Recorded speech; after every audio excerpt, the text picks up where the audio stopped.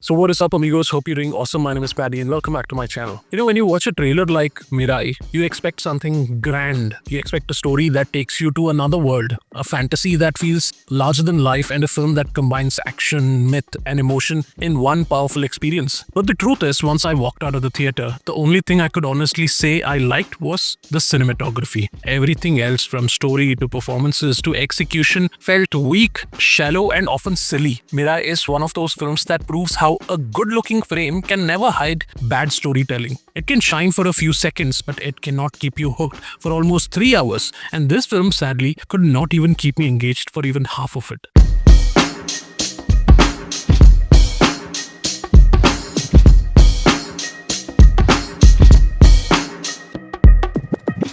So the story of Mirai sounds ambitious on paper. It is about 9 sacred scriptures said to be created by Emperor Ashoka, which can give mortals the power of the gods. A villain named Mahabir Lama, played by Manchu Manoj, wants to collect them for his own dark reasons. The hero, Veda, played by Teja Sajja, is pulled into this mythic chase with Vibha, Ambika, and other guardians who stand between good and evil. Now, on the surface, this feels like a rich mix of action, devotion, fantasy. But once you see it play out on the screen, the story is flat.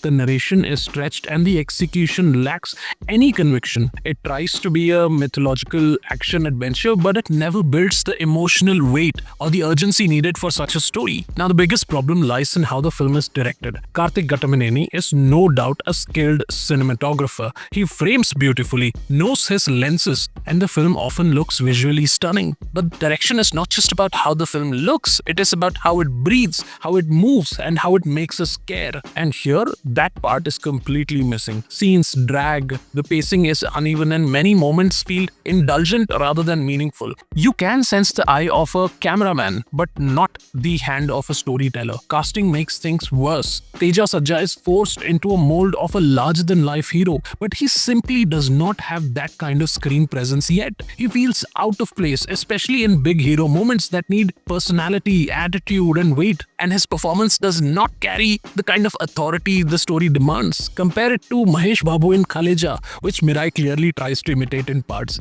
Glaringly obvious. Mahesh carried that film with charisma. Here, Teja looks like he's still learning. The lead actress is another weak link with hardly any expressions or impact. Ironically, the only moments that worked for me at least were the little comic touches by the supporting characters, though even those were too few. Then comes the writing. The dialogues are so silly and sometimes outright laughable, and to make matters worse, even in the Telugu original, the dubbing and lip sync is pathetic, which makes it even more distracting. And to add more silliness to this, you hear pseudo-intellectual terms thrown in, like spiritual physics. I mean, what exactly is even spiritual physics? You only end up shaking your head. We've heard quantum physics. What in the world is even a spiritual physics? The first act itself is a disaster. The intro fight, which is staged almost like a dance number, is not just outdated, it is totally unfit for Teja's personality. If someone like Pawan Kalyan did it, maybe it would click, but with Teja, it feels like a misstep right from the start. Add to that the lack of authenticity. Whether it's Morocco or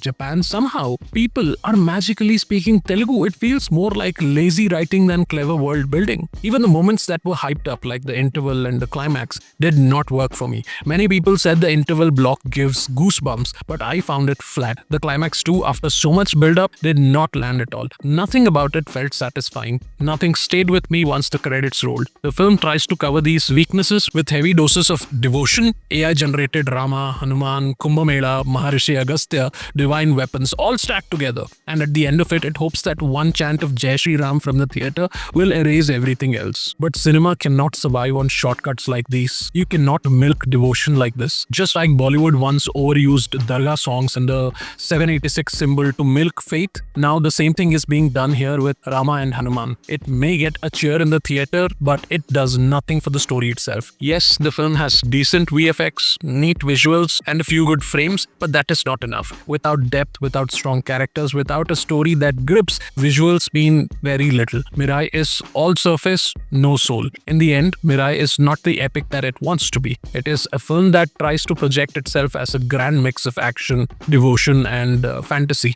but in reality, it is hollow. It has the shine of a spectacle, but none of the weight of a story.